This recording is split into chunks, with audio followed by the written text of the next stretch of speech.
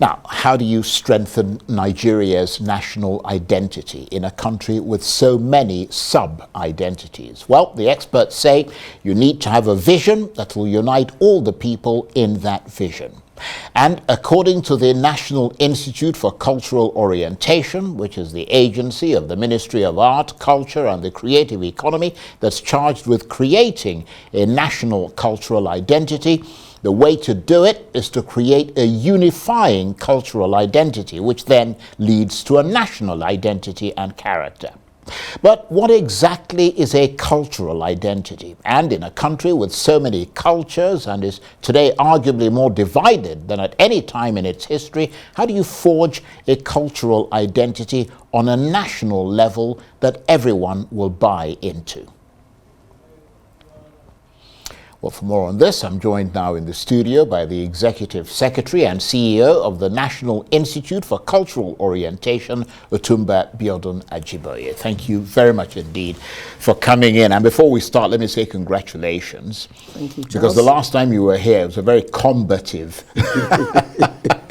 very combative discussion, because you were in the middle of elections and campaigning and all the rest of it. But you won the election, you've been given an appointment, so congratulations are in order. Thank you very much for congratulating me, and I think I should thank the President for considering me worthy of this appointment. And talking about combat, there won't be any combat because elections are over and we're not in court. So let's discuss governance. Okay, well, let us assess because you've been given that appointment, so let's assess your competence in that appointment. That's part of the reason you're here. Let's start by asking you, how do you define Nigerianness? I mean, does such a thing actually exist, or do people define themselves by their ethnicity in this country? Because on the face of it, Nigerianness seems to be quite amorphous and could be open to endless interpretation, couldn't it? Interestingly, Charles, from the beginning of time, we have been a people bound together by a common interest. When you say beginning of time, you mean beginning of the Nigerian nation? Yes, right, in the 50s, in the 40s, when the agitation to be a country started in the 40s, up to 60s. We have been a people bound together by a common interest. We understood how to live together. It didn't matter whether a man... Well, let me correct that. Yeah? We were forced to live together. Well, we were forced to come under one governance, not to live together. We were living together. People were coming from the Sahel down to the south here to trade. And they were trading peacefully. The people of the old Oyo Empire were actually going up north to trade. But they were confident in their autonomy. Oh, fantastic! They weren't forced into one exactly. country. But when it became a government, the issue of northern and southern protectorate being merged and all of that came to being and all of that. But my point basically here is that every ethnic group in Nigeria has a respectable culture. What we missed out was not identifying these cultures and unifying these cultures as an important and integral part of governance. Was what we missed out. The Chinese, for instance, didn't miss that out. They insisted, they understood, and they stood by the fact that our culture is actually the most important. Let's infuse it into policy. Let's infuse it into politics. Let's infuse it into governance. We can see what they have achieved with that. Even talking about technology, the Japanese still took their culture along in the development of technology. We missed that out. And at the point that we are, our neglect of our culture had led into so many troubles for us as a nation. From corruption to banditry to kidnapping to Boko Haram to all the societal vice you can talk about is as a result of the fact that we have neglected our culture and we behaved as if we didn't have a culture. But is it a culture in a country that is multi-ethnic with hundreds of ethnic groups speaking different languages? I mean, it must be a challenge for you even conceptualizing how you're going to forge a national cultural identity. And the question is whether there is a broad consensus on that, or whether you have a template for that. Whether we like it or not, if it was the issue to confront, unifying the cultures and getting one cultural identity, we could have succeeded in doing it. It couldn't have been more difficult than the constitutions we have enacted over the years. People, you see, if we recognize a problem, we go about looking for how to solve the problem. My point is, our cultures are not so different. For instance, it took me a long time to know that Wahala is actually an Hausa word. Damu is actually an Hausa word. We use it in Yoruba language as if it were Yoruba. That tells you that these languages have infused. And all we needed to do at the right time, at that time, was to see how these cultures can coalesce and come to one understanding to be our cultural identity. I can tell you for free, a nation without a cultural identity cannot have a national identity. Let me give you an instance. You see an Indian who dresses up suit like you've dressed up in English dress, as you are. An Indian will have his turban, and the moment you sight him, this is an Indian. It depends on which part of India. Well, I wouldn't know. If it's a Sikh, they'd wear a turban. Fantastic. Yeah. You see a Chinese, you can identify that this is a Chinese, whether from his language, he's not struggling to speak English. Unlike you and I, that we believe that the more English you speak, the better man you are. But to be fair, Otumba, yes, there is a measure of cultural identity in this country. I mean, the traditional clothes that you're talking, I mean, you're wearing I'm talking about fusing it together to get one cultural identity. But the traditional clothes that you're wearing and that many Nigerians wear sort of defines them, doesn't it? I mean, if you see someone, I mean, if I saw you somewhere, outside Nigeria or anywhere, wearing native Nigerian fashion, I would know immediately you are a Nigerian. That you are a Nigerian. And of course, Nigeria is also known for its food and its music and all the rest of it. Exactly. So there is a measure of a cultural identity. At this point, we are talking of escalating, fusing it. Right. Because your predicament, trying to understand what cultural identity is we have different cultures, so many cultures. How do we fuse it to be one culture? That was the issue, that was the challenge. And I'm saying that is exactly what we should start to do now. Because if we do not get very, very comfortable with our cultural identity, to move to a national level of a national identity will be difficult. Yeah, but before you get to the level of cultural identity, you have to be able to establish a country that is acceptable to people, that people feel they can buy into. A country that is acceptable to people. That is acceptable. Is Nigeria not acceptable to Nigerians? Acceptable to people in the sense that it provides for them, it makes them, gives them a sense of inclusion. There is no sense of alienation. There's no sense of injustice. The country actually offers to them the benefits of being a member of a country, and as such wanting to buy into that. That's exactly where the problem is. I am saying, it started from the beginning of time. If from the beginning of time we recognize the fact that our culture should play an important role in policy making, should play an important role in politics, should play an important role in governance, we would have overcome this kind of challenge we are talking about. Let me give you an instance. We learned in school those days that customs and tradition are the basic sources of law. If you remember, you are a lawyer.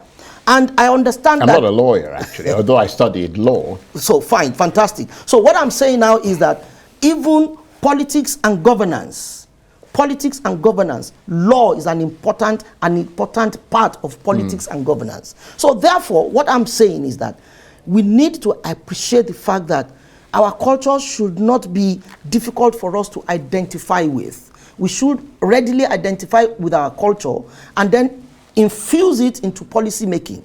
And I cited the examples of the Chinese, the Japanese, and the Indians. Their culture plays a crucial role in their process, in the process of their policy making, in the process of their politics, and in the process of their governance. That is the point we need to get to. I was thinking, we're about to come up with an idea in my agency to say we need to get back our cultural values. The cultural values we used to have when we were kids, when somebody's father embezzled money, everybody that is a friend to his child alienates him. They run away from him for some reason. Because that was not an acceptable character that anybody wanted to identify with. Today, If you steal money in government, your people will say is our thief. We can identify with him. And that is what we are talking about, erosion of our cultural value. We need to first of all try to reconnect with our cultural value. Once we have reconnected with our cultural value, a lot of things will fall in place. A lot of societal decadence will fall in place. And that's at the point that we are. It's not all about technological advancement. Even with technology, culture plays a very huge role. Culture is life. Culture is the way you have found your environment and how you relate with your environment. And that has become, for now, it has become an important part that we need to address. Okay. So, given that your agency, which you head, is charged with giving that national identity, what are your plans? What would represent for you a great achievement in that agency?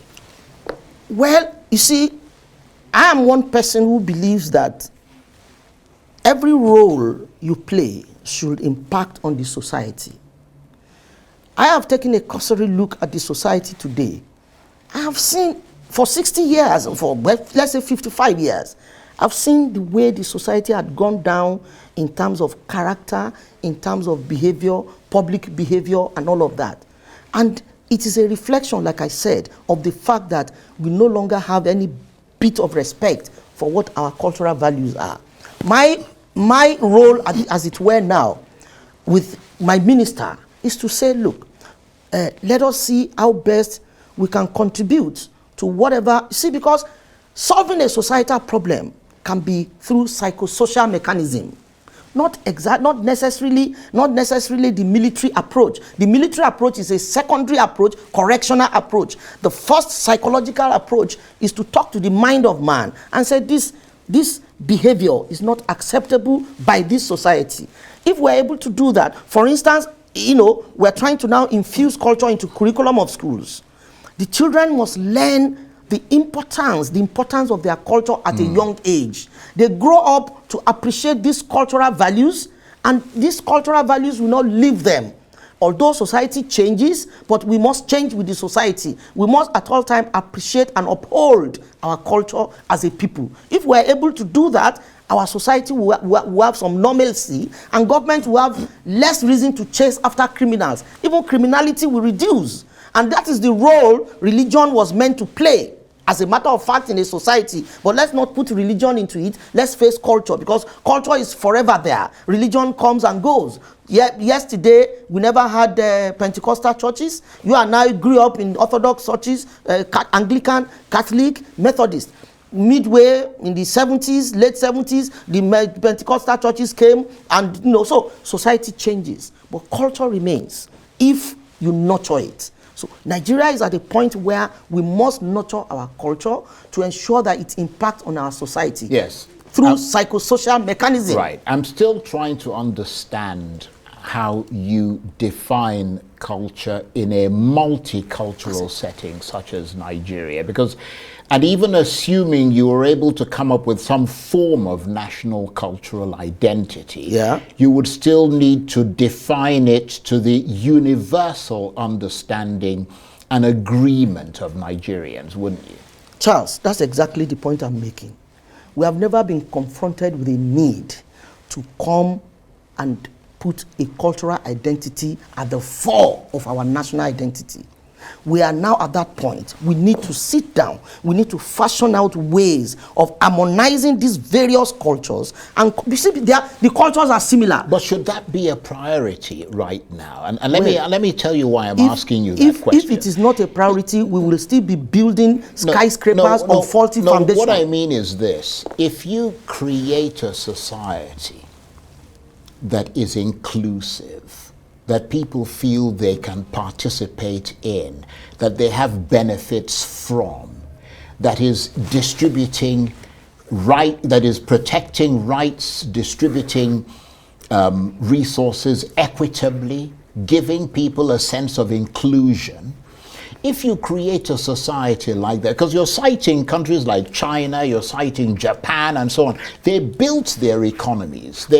They brought their people, after they built, people felt they owned their economies. They were bestriding the global stage. When they did that, they didn't have to tell anybody to buy into that society. The people themselves were willing on their own to become eager participants in the formation of that national cultural identity, because there was something there for them.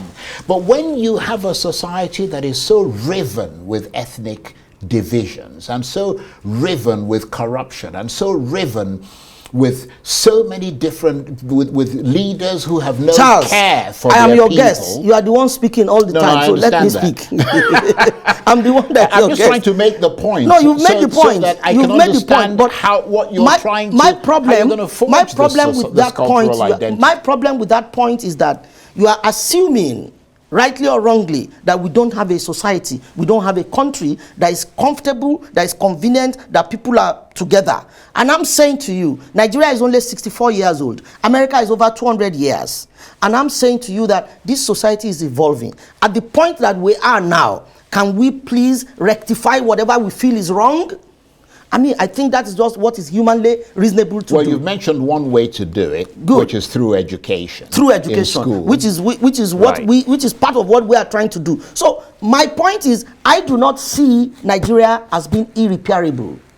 I do not see. Nobody says it's No, I'm irreparable. coming. I do not see Nigeria as having a kind of problem that we cannot confront. We are having a problem in this society, and we are coming to the public to say one of the problems we have, or one of the ways to solve the problem of this society, is go back to our cultural value. Begin to preach our cultural value as a people. You now confronted me with another issue to say, how do we unify various cultures? And I said to you, that is the challenge we must face. Intellectuals will sit together, cultural experts will sit together, behavioral experts will sit together, politicians will sit together. We take them from every part of Nigeria, professors of sociology, professors, and we say, look, so what steps are you taking in we're that already direction? working on that. Right. And that's why I said one of the simplest ways to address this problem is to incorporate culture into curriculum of schools, so that from the young age, people are meant to see what the value of this society, cultural value of this society is. After we have been able to do that, say for instance, with primary school, even in secondary school, we upgrade that cultural interest into maybe civics, civics, and all of that. University, we upgrade it again, but it will be a continuum in such a way that the man knows that his culture is most important before anything else. Once we are able to achieve that, we will build a new breed of citizenry. Right. And do you forge that national cultural identity before you forge a national identity? It is the basis. No, it is the basis. Cultural identity is to first of all recognize yourself. National identity will now be, what is my role as a citizen of a country? Right. It is when you have realized what your cultural interest, what your cultural being is, then you now say, okay, in spite of this, my cultural understanding of myself, I must transfer it to how to relate as a citizen of Nigeria. That is where nationalism comes, patriotism comes. And from there, then you now see that a man will get to the civil service and will not have any urge to steal money. A man becomes a policeman and taking bribe will be too difficult for him. You understand what I'm saying? So, rectifying the vices of this society must come, first of all, from the view of cultural uprightness. We need to get the cultural value back. And we are planning to mount a serious campaign on bring back our cultural value. Okay. In those days, you see an elderly man, you don't even look at him eyeball to eyeball. Whether you are Igbo, whether you are Hausa, whether you are Yoruba, that culture of respect was universal within the Nigerian context. That is one unification that you are talking about. Now, there is something we call Omoluabi in Yoruba. Omoluabi is epitome of good character.